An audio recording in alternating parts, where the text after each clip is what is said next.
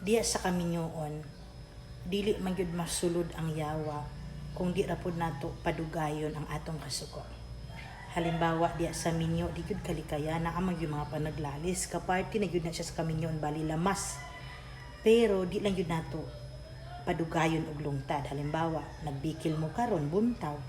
Di ba sa Biblia nagaingon, kung masuko mo buntag ayaw paabtag udto, kung udto ayaw paabtag hapon o gabi ayaw paabta sa kabuntagon.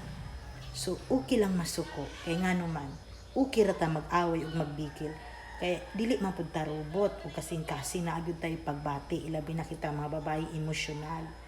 Pero maningkamot lang ta nga di nato lungtaron sa dugay para dili makasulod ang yawa. Dayon tinuod jud nang kamo bitang duha na amoy pagtuo sa Ginoo, mahadlokon mo sa Ginoo, kay balo mo sa mga balaod sa Ginoo na ang tinuod nga gugma. Di jud mo kahimo nga dugay mo magtingog. Mag-away tuod na pero maya-maya maguli na.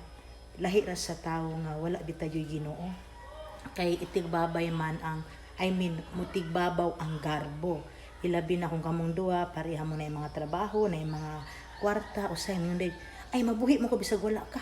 Hala layas pangitaglain, so inana kasagaran mo nang awareness din nato tanano nga atong hinumduman nga kung kita gikasal na sa Ginoo, balaan na kami niyoon, hinumdumin nga puhon mo atubang ta sa Ginoo. Kinsa atong gipakaslan mao gyud ay pangitaon sa Ginoo didto kung moatubang na taniya. God bless igsoon.